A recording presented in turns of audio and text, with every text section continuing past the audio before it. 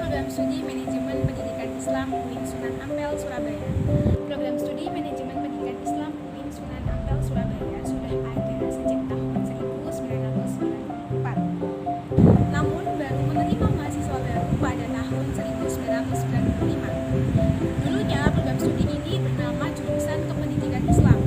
Berdasarkan nomenklatur nomor 1429 tahun 2012, adanya perubahan nama dari Kependidikan Islam menjadi Program Studi Manajemen Pendidikan Islam. Visi Program Studi Manajemen Pendidikan Islam UIN Sunan Ampel, Surabaya yaitu menjadikan program studi manajemen pendidikan Islam yang unggul, kompetitif, dan bertaraf internasional pada tahun 2030. Adapun misi program studi manajemen pendidikan Islam UIN Sunan Ampel, Surabaya yang pertama adalah menyelenggarakan pendidikan dalam bidang manajemen pendidikan secara multidisipliner dan keislaman.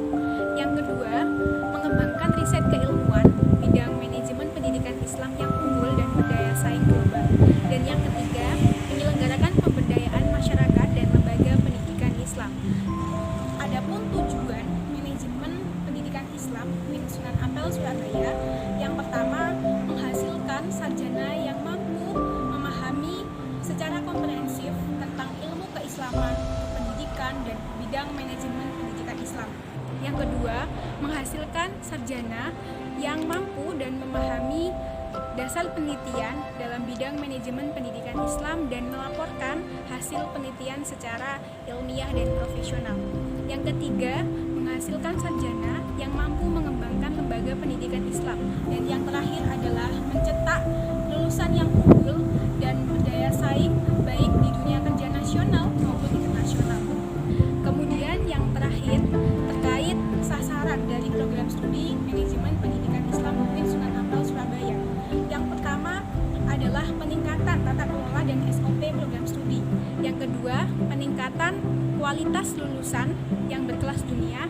Dan yang terakhir, peningkatan kualitas kerjasama dari beragam instansi baik nasional maupun internasional.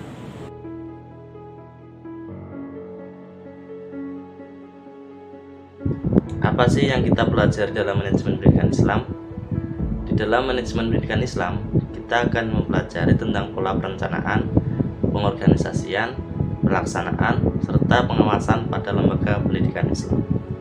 Selain itu, kita juga diajarkan tentang bagaimana cara mengendalikan keuangan, administrasi perkantoran, sumber daya manusia, maupun pasar lembaga pendidikan, hingga kepemimpinan pendidikan, dan itu diajarkan semasa perkuliahan. Program studi manajemen pendidikan Islam ini cocok bagi kalian yang tertarik dalam dunia pendidikan, belajar banyak tentang kurikulum pendidikan ataupun berencana membangun sebuah lembaga pendidikan. Kabarnya, banyak yang bilang bahwa lulusan manajemen pendidikan Islam itu nantinya akan jadi tata usaha karena tidak memiliki bidang pengajaran tertentu jika menjadi guru. Sebagai contoh, lulusan pendidikan bahasa Inggris bahkan nantinya akan mengajar bahasa Inggris. Nah, bagaimana dengan lulusan manajemen pendidikan Islam yang digadang-gadang ketika lulus akan menjadi seorang kepala sekolah? Sedangkan kami tahu bahwa untuk menjadi seorang kepala sekolah, menurut Peraturan Menteri Pendidikan dan Kebudayaan Nomor 6 Tahun 2018 tentang penugasan guru sebagai kepala sekolah, bahwa salah satu persyaratannya harus memiliki pengalaman mengajar paling singkat 6 tahun menurut jenis dan jenjang sekolah masing-masing, dan minimal 3 tahun untuk TK atau TKLB.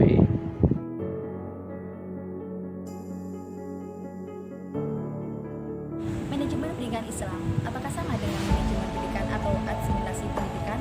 Di bidang keilmuan manajemen pendidikan Islam dengan manajemen pendidikan atau asimilasi pendidikan itu semestinya sama, yakni pengelolaan lembaga pendidikan. Hanya saja objeknya yang berbeda seperti namanya. Manajemen pendidikan Islam objeknya di lembaga pendidikan Islam, sedangkan manajemen pendidikan atau asimilasi pendidikan objeknya di lembaga pendidikan. Dari beberapa mata kuliah atau semester belajar manajemen pendidikan Islam memiliki kaitan dengan materi keislaman seperti garis-garis akhlak,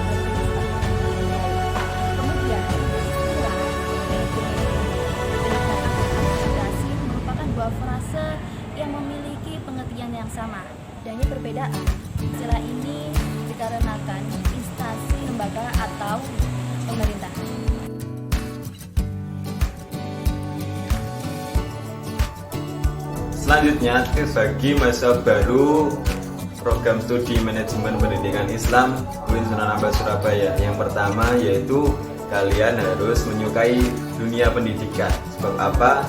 Seluruh mata kuliah di dalam prodi MPI tentunya berhubungan dengan pendidikan. Yang kedua yaitu kalian harus mencoba terjun ke dalam organisasi. Sebab apa? Sebab di dalam matkul MPI atau mata kuliah di MPI tentunya tidak jauh dari organisasi, yang dimana di situ kita belajar mulai dari perencanaan sampai bahkan tahap evaluasi. Nah, di dalam MPI sendiri atau di dalam kampus sendiri ada berbagai banyak organisasi. Misalkan ada HMP, ada DEMA, ada SMA, ada UKM dan lain sebagainya. Yang ketiga yaitu asah minat dan bakat kalian. Jika kalian memiliki minat atau bakat, bisa kalian salurkan melalui HMP MPI yang nantinya ketika misalkan kalian punya bakat puisi atau yang sering di dalam MPI itu lomba debat. Jika kalian nanti bisa diikutkan lomba oleh prodi. Contoh kemarin MPI selalu menjadi juara di dalam lomba debat nasional.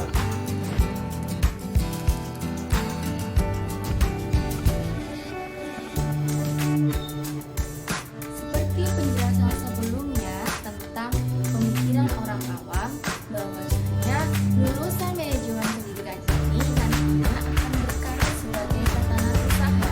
Padahal kompetensi lulusan ini tingkat tenaga administrasi pendidikan, analisis sistem pendidikan, supervisor pendidikan, konsultan pendidikan, auditor pendidikan, dan juga peneliti pendidikan. Dan kebanyakan lulusan manajemen pendidikan Indonesia ini terjun pada lembaga pendidikan Islam seperti pembangunan desa Islamiyah, madrasah Alawiyah, madrasah Aliyah, pondok pesantren, madrasah Sanawiyah, maupun lembaga pendidikan umum, menjadi bagian dari penjaminan mutu kampus, kepala sekolah, dosen, dan lain sebagainya. Nantinya lulusan manajemen pendidikan ini akan bergelar SP atau sarjana pendidikan karena manajemen pendidikan ini masuk pada fakultas keguruan. Demikian tadi sekilas penjelasan tentang program studi manajemen pendidikan Islam. Semoga dapat bermanfaat khususnya untuk teman-teman yang ingin mengetahui lebih banyak mengenai program ini.